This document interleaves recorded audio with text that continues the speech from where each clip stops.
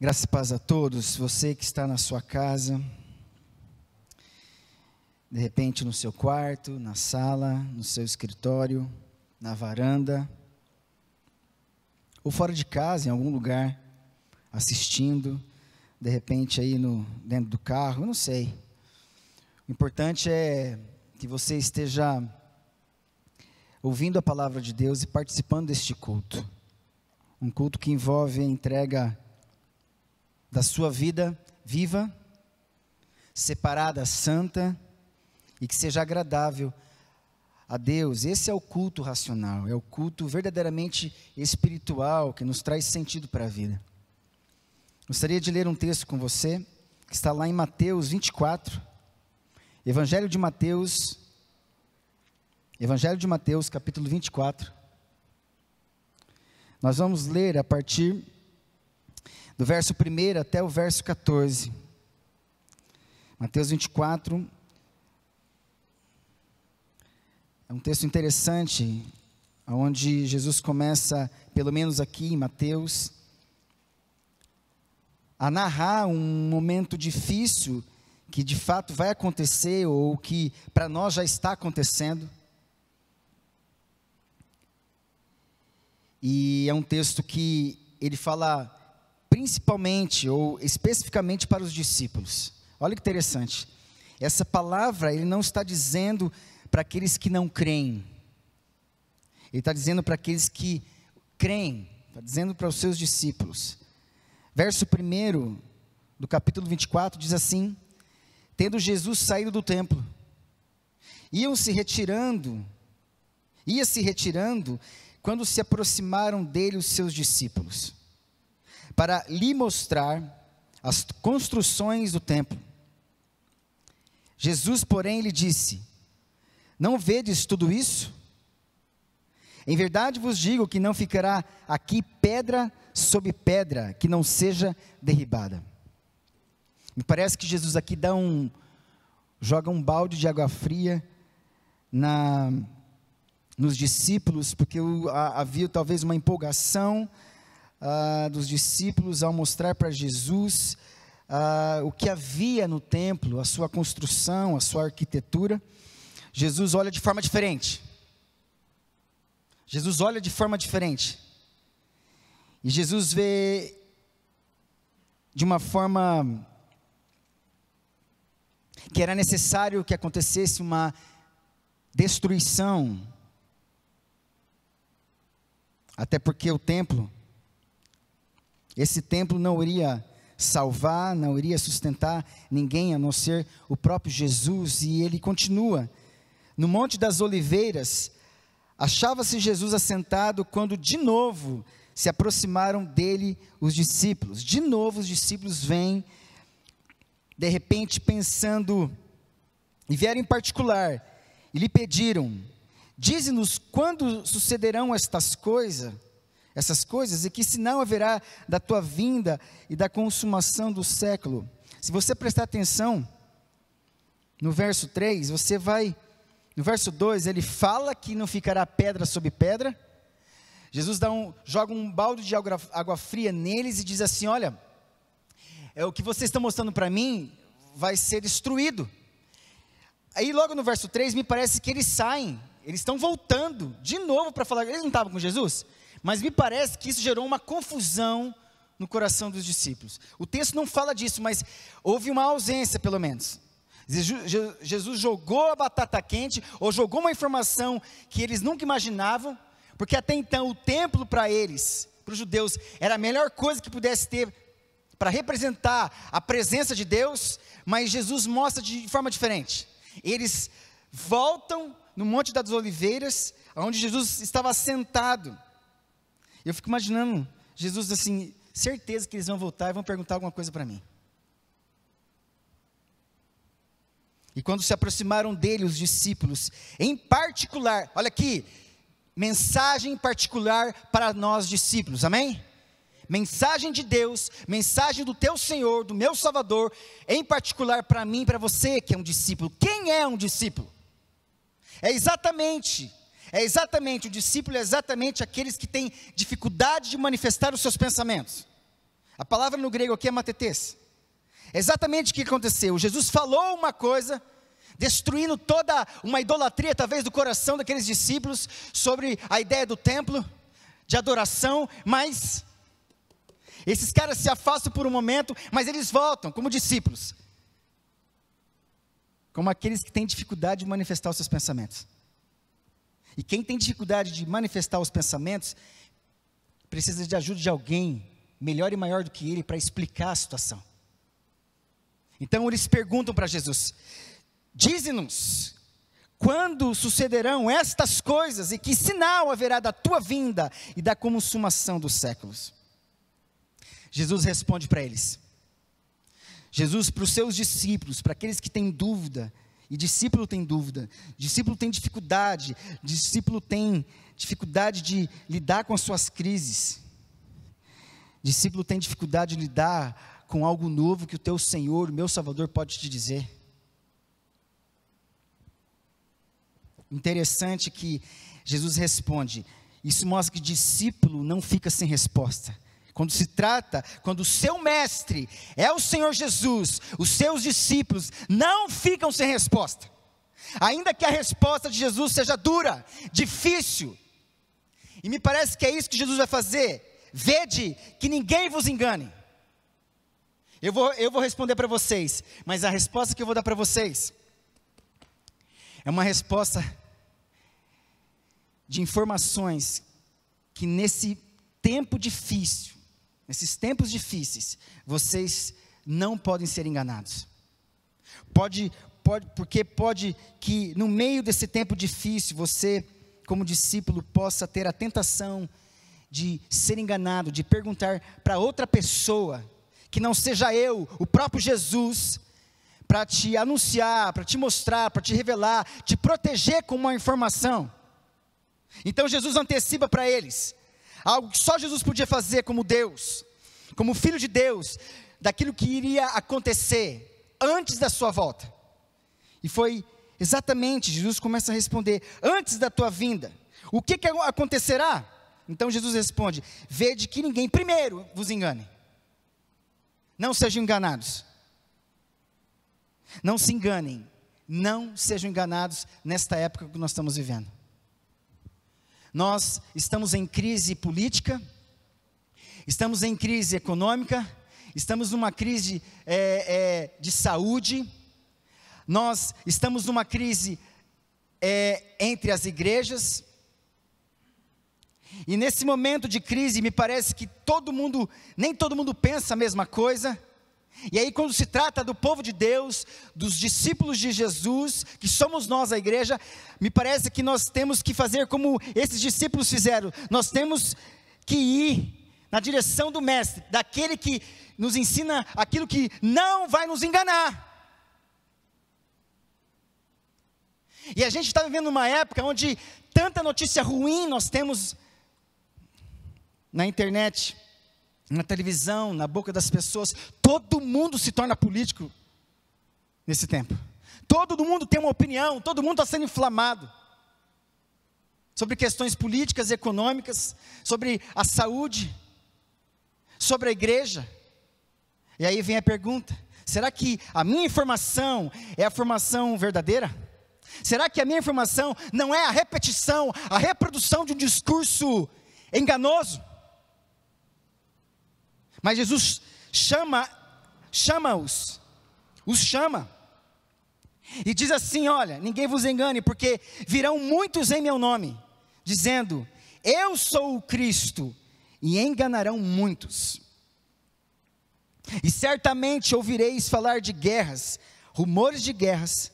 Vede, não vos assusteis, porque é necessário assim acontecer, mas ainda não é o fim. Porquanto se levantará nação contra nação, reino contra reino, haverá fomes, terremotos em vários lugares. E me parece que se nós olharmos um pouco para trás, não precisa ir muito longe, nesse século mesmo, no século passado, muitos que estão me ouvindo aí da geração passada, passaram por isso aqui, ouviram, passaram por isso. Me parece que isso aqui, talvez, nesse tempo, eu não sei, na minha geração, na nossa geração, como foi falado naquele dia da live dos pastores aqui, sobre a pandemia, me parece que daqui, e pode ser um sinal, um dado, que se a frequência e a intensidade aumentar, a gente precisa ficar atento às Escrituras. Que ninguém vos engane. A única forma de você discípulo, eu discípulo, nós discípulos, não sermos enganados, é nós olharmos para as Escrituras. É a palavra, que é o movimento de Deus no meu espírito, na minha mente, que domina o meu interior, o meu coração, o meu espírito, e que fala a mim espiritualmente, e espiritualmente eu levo a sério. Presta atenção nessa palavra, eu levo a sério. Porém, tudo isso é o princípio das dores. É o princípio das dores. É o princípio daquilo que vai doer em mim e em você. É o princípio que vai doer todos na face da terra. E nós, os discípulos, não estamos isentos dessas dores. Nós vamos passar por isso. Continuando, verso 9. Então, serei atribulados. Irmãos, prestem atenção. Serei atribulados. A palavra aqui é pressionados, esmagados. Vos matarão. Serão separados dessa terra. Serei odiados de todas as nações por causa do meu nome. Por causa de você ser um discípulo do Senhor Jesus Cristo, e por causa do nome dele, você será atribulado, você será morto, você será odiado. E se tem uma coisa que nos gera medo, temor, pavor, é tribulação. A frequência, a intensidade disso, que nos dá pavor é morrer, é ser separado e ver outras pessoas morrerem. O que nos deixa abatidos é serem odiados pelas pessoas. Olha os sentimentos: atribulados, morte e ódio. Que pode acontecer comigo, com você. Você pode produzir isso para mim, eu posso produzir isso para você. Eu posso. Se eu não estiver ligado ao Espírito, ser uma tribulação para você, e você ser uma tribulação para mim. Eu matar você, você me matar. Eu te odiar e você me odiar.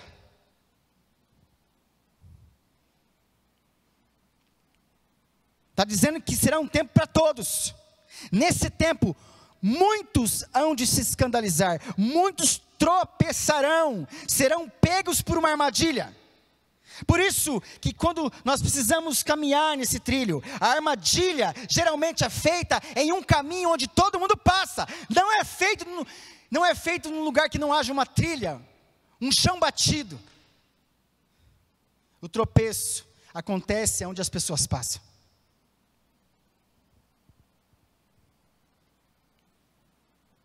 Escândalo, traição e ódio uns aos outros. No WhatsApp, nas redes sociais, isso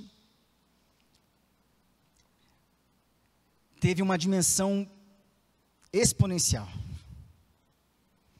Se a gente pudesse entrar nos grupos de WhatsApp, naquele momento falando com um parente ou outro, um amigo ou outro, se a gente pudesse entrar e aparecer do outro lado, dar um murro na cara do cidadão que está falando besteira sobre a opinião minha política que não é igual a dele, porque é assim que nós fazemos, e eu falo por mim isso. Se a gente pudesse voar no pescoço, como é que esse cara, sendo inteligente, pode estar pendendo para esse partido, ou para aquele partido? E o que nós vemos aí é ódio, é ódio. É pessoas traindo umas às outras. E isso está acontecendo no meio do povo de Deus. Mas vamos lá. Levantar-se-ão muitos falsos profetas e enganarão a muitos. De novo, Jesus está falando. E vou dizer para vocês, eu já vi muitas profecias em WhatsApp. de coisas que vão acontecer e que me parece que não estão registradas nas Escrituras. E que vou dizer para vocês, num momento tenso como esse, qualquer profecia que vem, gera temor, pavor no nosso coração. Ou a gente ignora, blasfema, despreza, ou a gente fica escravo dessa profecia. E a Bíblia fala assim, em relação à profecia, nós não devemos desprezá-la, mas também temos que provar as profecias. E quem nos protege, irmãos, é a palavra. A palavra de Deus me dá a sabedoria de não desprezar, mas também não me deixa ser enganado pela profecia, mas me manda provar essa profecia. É engano. Os discípulos têm que ser aqueles que estão vigilantes. Esse é o momento de vigilância. Não é à toa que depois, nos versículos posteriores, mais lá para frente, Jesus vai trazer uma série de pelo menos 3, 4 parábolas sobre o tema da vigilância. O que vai nos ajudar a permanecer, um dos princípios que vai ajudar em muito nós permanecermos nesse tempo difícil, é a vigilância. E a vigilância, ela é resultado de uma perseverança. Se eu pudesse dar um tema para a nossa pregação hoje, é o seguinte: perseverar no amor em tempos difíceis. Perseverar no amor em tempos difíceis. Veja o verso posterior. Depois os falsos profetas, que vão enganar muitos, talvez eu e você, olha o que vai acontecer. Tudo o que aconteceu antes, a tribulação, morte, ódio, escândalos, traições, ódio novamente, falsas profecias, muitos enganos, e por se multiplicar a iniquidade, está dizendo assim que nada daquilo que aconteceu antes se configura com aqueles que amam a lei de Deus. A palavra iniquidade aqui é anomia, nomos, lei, sem lei. Vai multiplicar, ali a palavra significa pletos, de completo, vai se completar e vai transbordar de uma forma tamanha, aqueles que vivem sem lei, sem a lei de Deus. Interessante que depois dessa palavra, ele cita o amor. A lei maior de todas é o amor. E quem ama o próximo, quem ama Deus sobre todas as coisas e ama o próximo,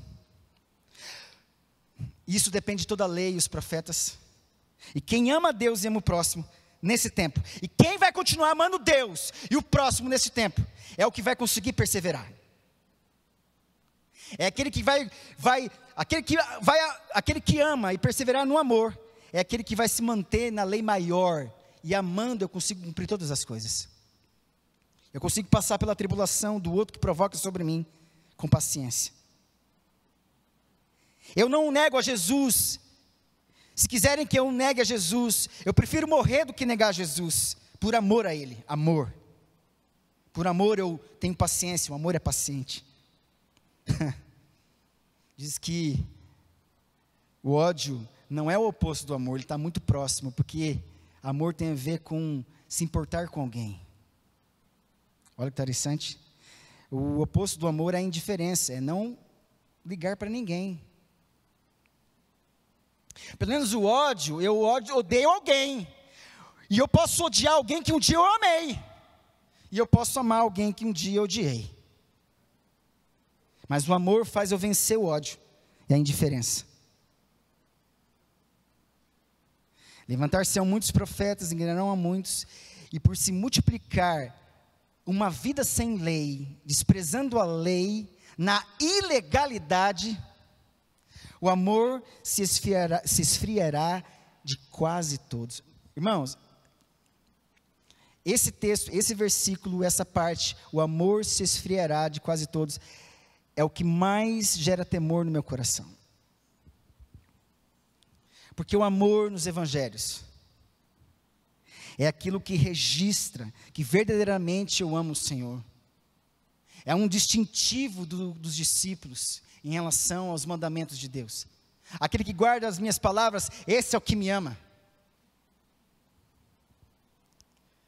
E eu temo ser atingido por essa multiplicação de ilegalidade, e eu também entrar nesse caminho daqueles que vivem sem a lei, daqueles que não querem estar submissos ao senhorio de Jesus Cristo. Eu temo viver ausente desse amor. Mas olha só, Jesus dizendo: aquele que porém, que perseverar até o fim, esse será salvo. Jesus está falando assim, olha, aquele que super severamente perseverar, super severo, aquele que super ser sério até o fim, esse será salvo.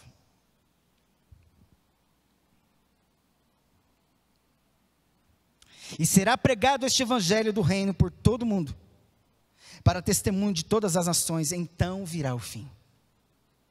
Eu não vou continuar porque não é essa a intenção. Mas, antes de acontecer a vinda definitiva de Jesus, acontecerão mais algumas coisas muito difíceis. Jesus está dando a dica na primeira parte, dentro do bloco do princípio das dores, para dizer assim, olha, o que vai salvar vocês no meio dessas tentações, dessas tribulações, dessa tentação de odiar, de matar, de escandalizar, de trair, de ser seduzido pelas falsas profecias, de fazer parte daqueles que estão se multiplicando, no rol daqueles que estão vivendo como se ou não houvesse lei. Eu digo para vocês, perseverem no amor. Eu temo isso aqui de fato é o que mais me gera temor. Ser visto neste tempo como alguém que não tem amor. Aí, isso aqui me faz voltar a um capítulo anterior, aliás, 2 capítulos anteriores, capítulo 22, de Mateus, verso 24, diz assim, um pouquinho antes dessa mensagem sobre os finais dos tempos, no verso 34, Jesus, no capítulo 22, ele é interrogado pelo menos 4 vezes. A primeira vez, a questão do tributo, os saduceus que odiavam os herodianos, e os herodianos que odiavam os judeus, os fariseus, se uniram contra Jesus a respeito do tributo. Aí Jesus dá uma resposta para ele, dai a César o que é de César, dai a Deus o que é de Deus. Jesus responde de uma única vez, dando-lhe uma lição de moral e espiritual para os dois. Está dizendo assim, vocês herodianos, vocês fariseus que não concordam em pagar tributo a César, dê a César o que é de César. Herodianos, vocês judeus que trabalham para Herodes, presta atenção, dai a Deus o que é de Deus. Sabe por que vocês não dão para Deus, herodianos? Porque vocês, ao cobrar impostos para Herodes, vocês roubam e vocês não têm coragem de dar o dízimo daquilo que vocês roubaram. Jesus acaba com eles, responde para os dois, um não dava dízimo e o outro não gostava de pagar imposto. Jesus depois é questionado pelos saduceus que não criam na ressurreição, depois vem um fariseu, questionando, tentando Jesus, a respeito de um tema que é muito importante na nossa vida, diz o texto, verso 34, entretanto os fariseus, sabendo que ele fizera calar os saduceus, reuniram-se em conselho, e um deles, intérprete da lei, advogado da lei, melhor dizendo, experimentando, tentando, lhe perguntou, mestre, qual é o grande mandamento na lei? Respondeu-lhe Jesus, amarás o Senhor teu Deus, de todo o teu coração, de toda a tua alma, de todo o teu entendimento. Este é o grande primeiro mandamento. O segundo, semelhante a este amarás o teu próximo como a ti mesmo. Destes 2 mandamentos dependem toda a lei e os profetas. Jesus ele é perguntado por algo específico, e por algo específico ele se remete a Deuteronômio 6. Eu gostaria que você fosse lá agora, em Deuteronômio 6.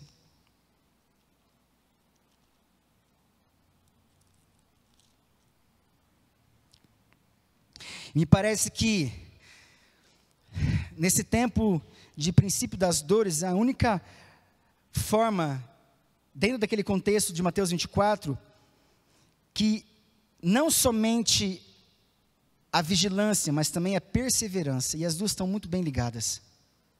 Eu preciso ser muito sério a respeito da vigilância que eu preciso ter com a minha vida, em particular. E quando eu faço muito bem para mim, eu cuido daqueles que estão do meu lado.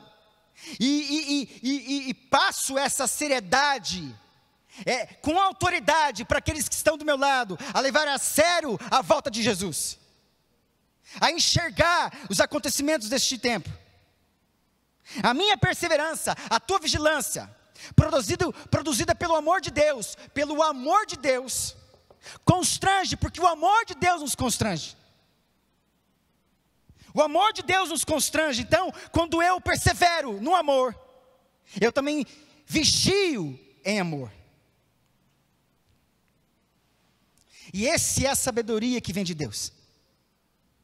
Para eu aguentar as tentações do dia a dia, em questões políticas, econômicas, partidárias, preferências, tipos de igreja, o que eu gosto disso ou daquilo, a gente está brigando, a gente está inflamado. Eu estou falando de mim, irmãos.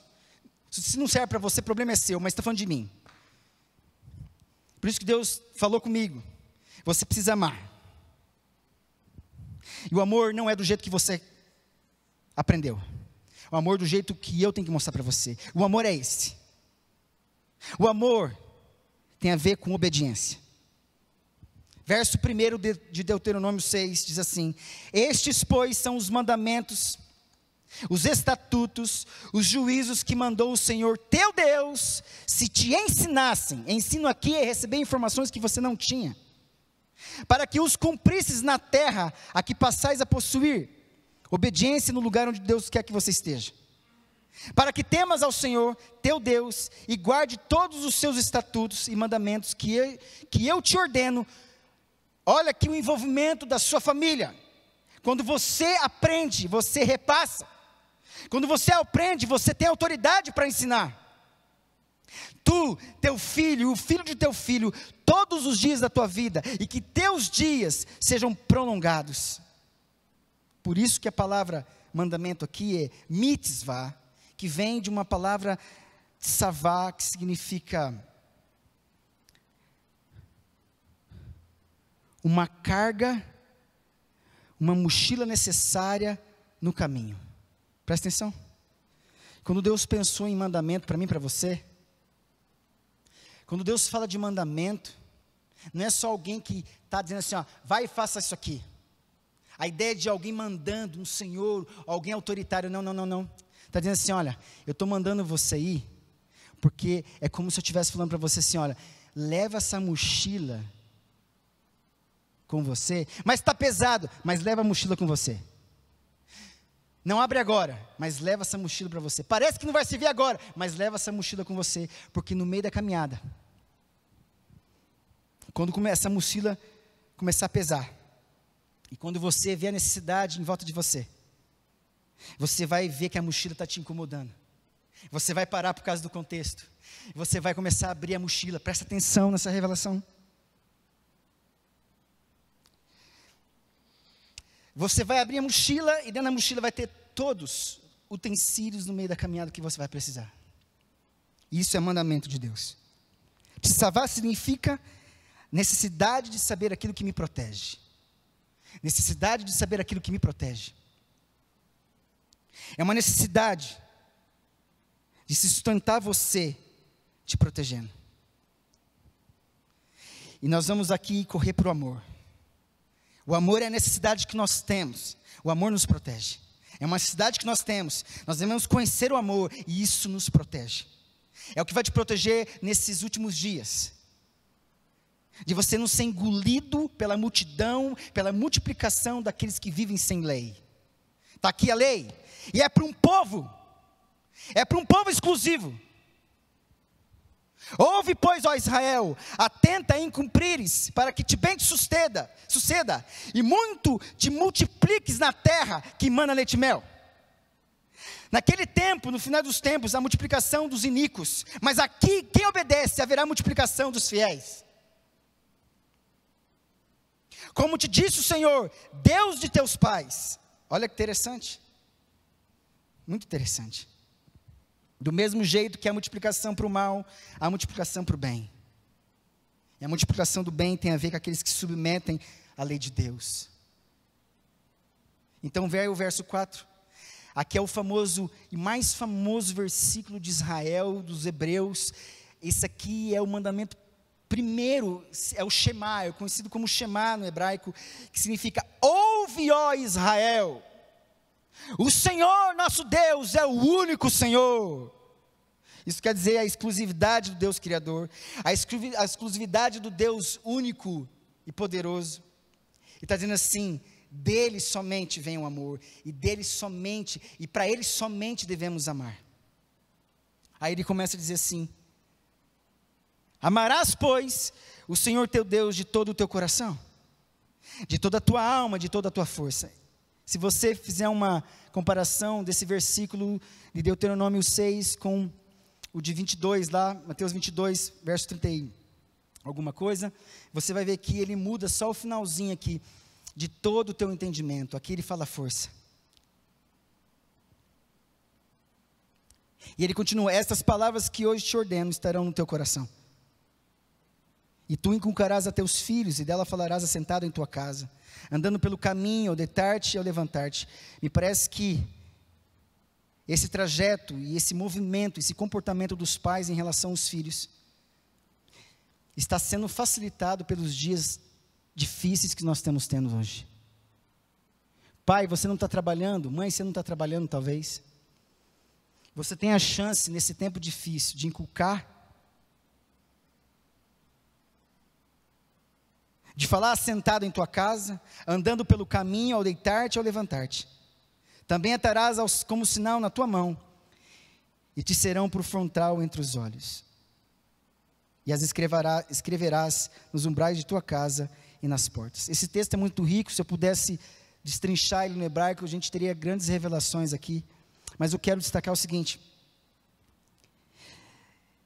que o mandamento do amor, antes de tudo, ele é um ato de obediência. Ato de obediência. Quero dizer também que, em obedecer, para muitas pessoas se leva em conta, e é muito importante que elas sintam alguma coisa para obedecer. Eu quero dizer para você que para obedecer, você pode ser muito enganado pelos seus sentimentos. Assim como o amor não é um sentimento. Desculpa aí eu desfazer a tua ideia equivocada. Amor é mandamento, é ouvir o mandamento e obedecer. Se tem algum sentimento, o sentimento vem depois. Que é a alegria, o gozo de ter podido ou participado de realizar, não a minha vontade, mas a vontade de Deus, e depois no fim, ou no trajeto, ver que eu passei por tribulação, eu não quis, mas Deus me venceu no meio do trajeto, eu abri a mochila, Deus me supriu, Deus me protegeu no caminho, e aí eu vi que Ele me fez chegar do outro lado, aí vem o gozo, valeu a pena obedecer, valeu a pena obedecer, valeu a pena obedecer. Mas não pode ser de qualquer jeito, tem que ser de coração. E o coração me parece para muitos que é o centro das emoções. Vou dizer para você, muito mais do que emoção. Presta atenção, o coração é o lugar a ser liderado, governado. Envolve a presença de alguém dentro de você, que começa a governar a tua intimidade dentro de você. Ele não só tem acesso a todos os compartimentos, todas as salas, todos os quartos do teu coração, da tua casa, como Ele começa a liderar tudo a partir de agora. Tem a ver com discípulo, Senhor, mandamento, obediência. Os que vão perseverar nesse tempo difícil, são aqueles que têm consciência de que o coração deles precisa ser liderado por um Senhor. E que existe uma autoridade maior do que a sua, que é o Deus que habita dentro de você. Por isso que a palavra amor aqui é ahev. E a construção hebraica desse amor significa Deus, a presença de Deus. é Ele mesmo se revelando dentro de você. É Deus se revelando, aparecendo dentro de você. E quando Ele aparece dentro de você, Ele aparece perto do seu coração. E Ele fala assim, é o teu coração que eu quero, então deixa eu entrar e liderar. Está dizendo assim, é a presença de alguém estranho dentro de mim. É a presença de alguém que vem com uma vontade maior do que a minha. Que muitas vezes me entristece, me faz resistir, eu não quero. Mas Ele está dentro de mim, Ele apareceu dentro de mim, Ele se revelou a mim. Romanos 5 diz assim, que o amor de Deus foi derramado nos nossos corações. Deus, Ele se derramou dentro de você. E a única chance de você conseguir vencer as tribulações, ser perseverante, é você deixar Deus viver dentro de você. A casa, que é o teu coração, precisa ser dada, tomada por aquele que se revelou dentro de você. Se eu pudesse fazer uma tradução um pouco mais apurada e messiânica, eu diria que é o próprio Filho governando o seu coração. É o próprio Jesus Cristo, Filho, governando dentro de você, liderando, te ensinando, governando e sendo a autoridade máxima dentro da sua casa. E olha, eu falo para os pais aqui, para os pais.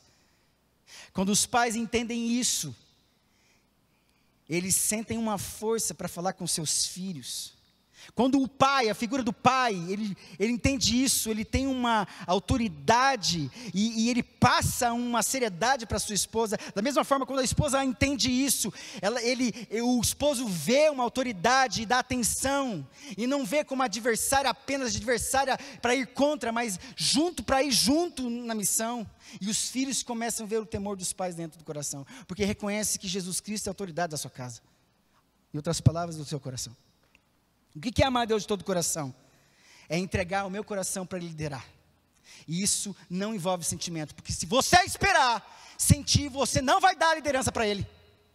Ou você já experimentou o seguinte, eu falo para os meus filhos, Caleb, vai lá no supermercado comprar um negócio para mim. Ah, pai, eu não vou. Filho, vai lá comprar. Pai, não estou sentindo. Aí o que você faz? Então você vai sentir a varinha nas pernas. É assim. E tem gente, eu vou dizer um negócio aqui. Ele não sente, por isso não obedece. Ele não quer, porque vem uma outra vontade de dizer para ele. E eu vou dizer para você, tem uns que até vai orar antes, para ver se tem que obedecer. E isso é concupiscência espiritual. Usar de um princípio de submissão para testar se é a minha vontade ou não diante de Deus, que já está pedindo para você obedecer. Se o teu pai está pedindo para você fazer, faça, não vai orar antes não. O Tozer já dizia isso. Oração sem obediência não vale para nada. Oração sem obediência é engano, para si mesmo, não Deus. Engana você, mas não engana Deus. Tem muito crente fugindo da responsabilidade da obediência imediata, se esquivando, entrando no quarto, fingindo buscar a Deus, para tentar mudar o coração de Deus. E a gente sabe que a oração não muda Deus, muda você, muda eu. E a obediência tem a ver com parar para escutar, parar para ver e executar aquilo que eu ouvi e vi. São os degraus da vida. Primeiro, eu paro para escutar. Segundo, eu paro para ver e presto atenção em quem fala. Terceiro, eu executo aquilo que eu ouvi bem, vi nitidamente bem, e agora eu posso fazer bem. Quem ouve bem, obedece bem. Então, hoje aqui o mandamento é você continuar a amar, custe o que custar, e para você amar, você tem que morrer. Segunda coisa é a alma. Parece que ser mais óbvio com as emoções, mas eu quero dizer para vocês, a alma tem a ver com o suprimento. Está dizendo assim que amar a Deus, ter a presença dEle dentro de mim, Ele, quem está dentro de mim sabe qual a necessidade que existe dentro de mim. E se Ele está dentro de mim, Ele habita dentro de alguém que também não só tem coração, como tem alma. E sabe que a parte da alma de um ser humano tem a ver com fome. A minha alma tem sede de ti. A minha alma tem sede de ti. E Deus, quando está dentro de você, Ele sabe qual é o alimento que tem que vir para você. Por isso que a palavra nefesh, no hebraico, é para a alma. E a primeira característica dessa palavra é alimento. A segunda é boca. A terceira é dente. Alimento que vem na boca com os dentes, porque ninguém come direito quando é banguelo. Olha só que interessante, a alma é o lugar de se alimentar. Mas ela só pode se alimentar quando tem alimento. Ela só pode se alimentar quando vem na direção certa. E ela só pode alimentar quando ela tritura. Porque se você engole, você pode morrer engasgado. E comer de qualquer jeito, você pode passar mal. A alma precisa ser cuidada todos os dias com a palavra de Deus. Ela tem que vir na tua boca. Precisa ser mastigada. E Deus espera você mastigar. E Deus gosta que você demore na mastigação, quando você demora na presença dEle, amando a sua palavra, degustando, participando do self-service eterno. E Deus fala assim: eu tenho um banquete para você hoje. E olha as pessoas que me conhecem, que vão no meu gabinete. Às vezes que as pessoas vão lá, eu tenho falado isso. Coisas novas que Deus está dando. Presta atenção. Deus tem derramado banquetes especiais apenas para as pessoas especiais. Banquete. Banquete. A alma precisa se alimentar da palavra. Como é que eu amo com toda a minha alma? Quando você se alimenta daquilo que verdadeiramente te supre. É a fonte das tuas emoções. É isso que reorganiza as tuas emoções. É que cura os teus traumas. É isso aqui, é o tempo gasto com ela. Para não ser enganado nos tempos difíceis. E para eu perseverar, eu preciso desse alimento todos os dias. E olha, depois de uma grande tribulação, de grande perseguição do povo de Israel, a gente sempre quer ver o resultado que Deus vai fazer com o outro. Mas a gente nunca pergunta qual é o resultado que Deus quer com o seu povo. Parece que a gente está querendo, nisso tudo, que os políticos do inferno morram. Mas a gente não entende que toda essa indignação é Deus dizendo assim: amém, clamam pela nação, orem para a conversão desses infelizes. Infelizes. E Deus fala assim: ore por ele. Ore por ele. É a palavra que vai dizer isso. E por fim, com toda a força. Por que força? Diferente de pensamento lá no Evangelho. Porque aqui tem a ver com força depois do que eu comi. Primeiro, o coração é a casa. Quando eu entro numa casa, geralmente, quando você entra numa casa, se é a tua casa, você tem liberdade de comer o que você quer. E quando você está com fome dentro dessa casa, e você lebe em direção dentro, está dizendo assim, o coração é um governo interior, está dizendo assim, que você vai em direção à intimidade da sua casa, você abre a geladeira, e quando você come, traz um prazer, e prazer tem a ver com alma, a alma se alimenta, e quando você se alimenta bem, você fica fortalecido, tem a ver com comida, alimento espiritual,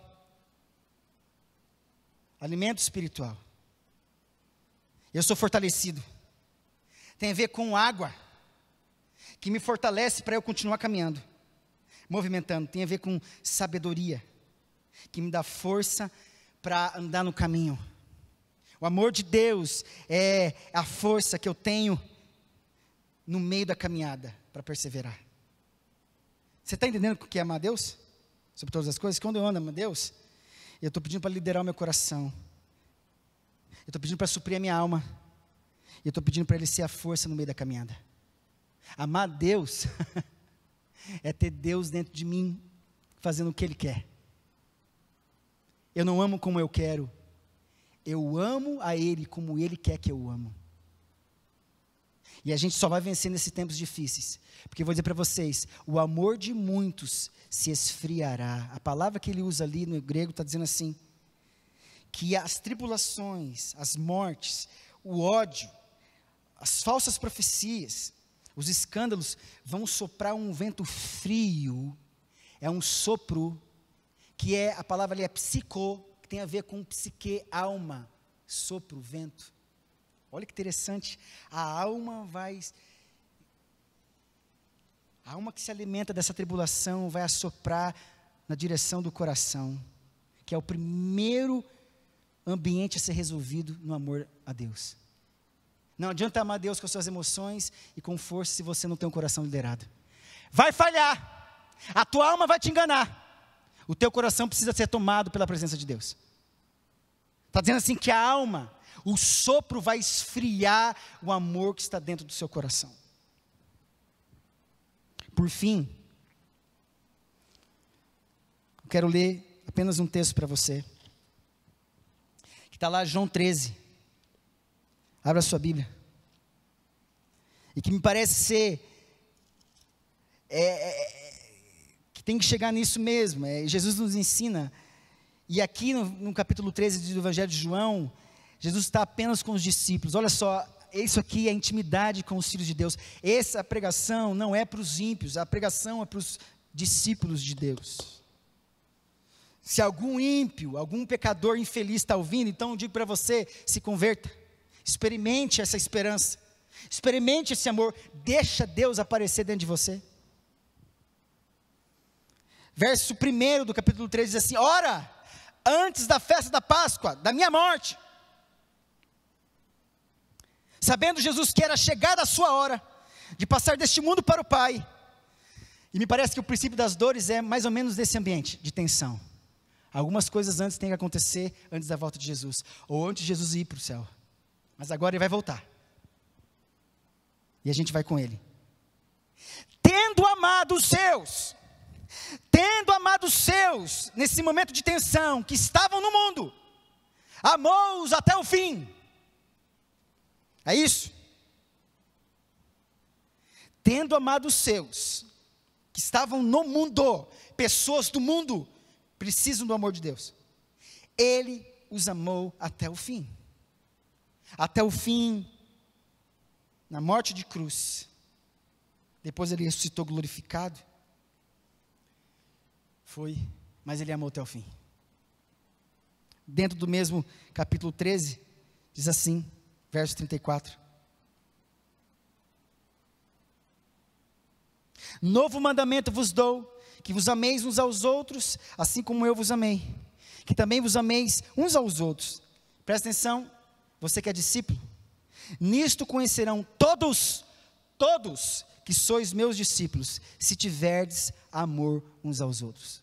E eu vou dizer uma coisa para você, se você amar a Deus e amar o seu próximo nesse tempo difícil, impossível você não ser visto. Você pode ser atribulado ainda mais por conta disso. Você pode ser odiado, vão matar você, vão querer te enganar, mas isso são eles. Você vai perseverar até o fim. E quem perseverar até o fim será salvo. Amém? E esse amor vai fazer com que você pregue o evangelho para todos. Deus está falando assim, você tem uma missão maior do que ficar brigando na internet aí, no WhatsApp, do que esperando uma salvação de um homem nesse mundo. Prega o evangelho. Prega o evangelho. Ame o seu próximo. Adiante a volta de Jesus, se é possível falar isso.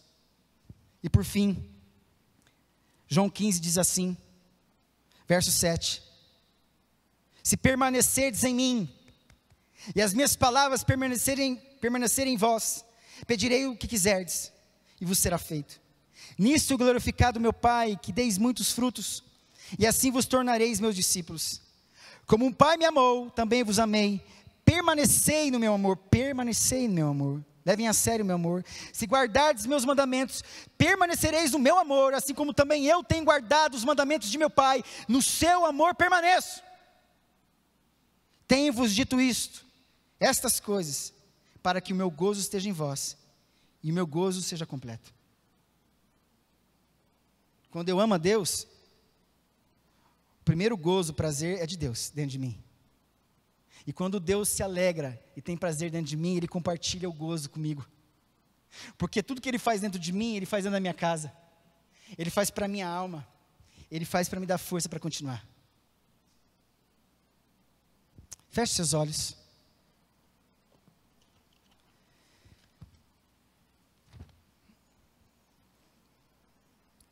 Acalme seu filho. Se você pudesse levantar, ou se você quisesse ajoelhar, fique à vontade. Não esqueça dessa mensagem. O que vai fazer com que você persevere até o fim é o amor de Deus. Quando nós, em obedecer o princípio do amor, quanto mais nós obedecemos, mais escutamos quem está falando, vemos quem está falando, ouvimos quem está falando, e nós obedecemos quem mandou, e temos os resultados maravilhosos dessa obediência. A gente não quer fugir dessa fonte, que é Deus dentro da gente. Entenda que essa voz é uma voz que fala dentro de você, é uma voz que fala no teu espírito, é uma fala espiritual no seu homem, na sua mulher espiritual, que fala a sua alma e ordena para a sua alma, que fala ao seu corpo. Por isso você se preserva das mentiras e dos enganos, da promiscuidade, da raiva, do ódio, das obras da carne nesse mundo. Porque você tem alguém dentro de você, que quer se revelar todos os dias dentro da sua casa, que é o seu coração. E quanto mais ele se revela, mais ele está dizendo para você: eu quero mais, eu quero saber muito mais sobre você. Você vai deixar? Aí Deus fala assim: olha. Aí você fala assim: Deus, toma a liderança desta casa, me cura, me transforma, não me faz desistir no meio do caminho, nesse tempo difícil. Ah, Deus, também tem uma alma que está com fome aqui dentro, tem gente que está com fome dentro de mim. Então, peraí, eu estou dentro da sua casa, eu me preocupo com o que você vai comer. Peraí, você vai comer e o resultado vai ser a força, para você continuar a se movimentar, a continuar a cumprir a missão que eu tenho para você aqui na terra. Deus, obrigado pela tua palavra. Eu peço, Pai, que nesse tempo difícil não falte o princípio do amor, da perseverança e da vigilância, e que todos esses princípios sejam experimentados, executados através da obediência, daqueles que param para ouvir, daqueles que olham para Jesus, porque foi assim, eles voltaram para Jesus e perguntaram, e Jesus respondeu, eles ouviram, eles viram Jesus e eles se submeteram. Pai, eu peço que a nossa igreja, a igreja do Brasil, a igreja da terra, deste reino, seja afunilada neste tempo, e preparada, Pai, adornada, e que ela não saia do salão de beleza celestial, aonde ela está, onde que acontece na tua presença, aonde a beleza dessa noiva vem da beleza que vem do Senhor, nos preparando para o encontro contigo. Por isso, Pai, que não nos falte o amor do Senhor no nosso coração, na nossa alma, e que tudo isso seja uma força poderosa para a gente ir em frente, em nome do Senhor Jesus. Amém e amém.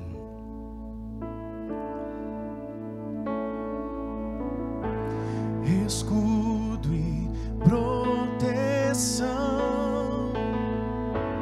acima da razão, em ti eu posso confiar. Nós podemos confiar no teu amor, Senhor. Tua força me faz crer além do que eu posso ver. Em ti eu posso confiar.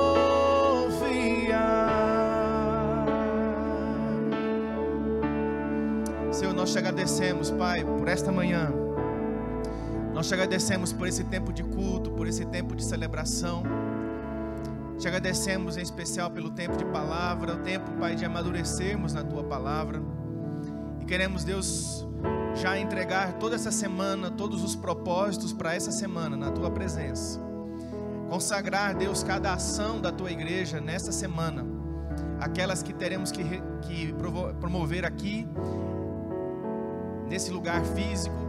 Aquelas que vamos promover nos nossos lares. Mas principalmente, Deus, aquelas que vamos promover dentro de nós. Nos ajuda, Deus, segundo, Deus, a instrução da Tua palavra nesta manhã. Esteja conosco nessa semana, Pai. Esteja, Pai, sobre cada um dos Teus filhos, Deus. Cada casa, cada criança, cada adulto, cada idoso, cada jovem, Deus, da Tua igreja. Possa, Deus, nessa semana, refletir a Tua luz, brilhar, Deus, como luz dessa terra. É o nosso clamor. Nós te agradecemos, Senhor, por esta manhã, por esse tempo de celebração. Mais uma vez, Deus, nossa intenção aqui é simplesmente glorificar o Teu nome. Mas ainda assim, saímos daqui e encerramos essa manhã, cheios da Tua presença, cheios da Tua graça. Deus, impulsionados pelo Teu Espírito. Assim oramos em nome de Jesus.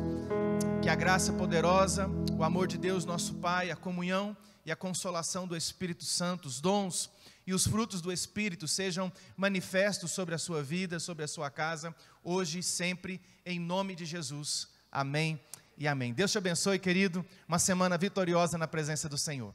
Até a próxima.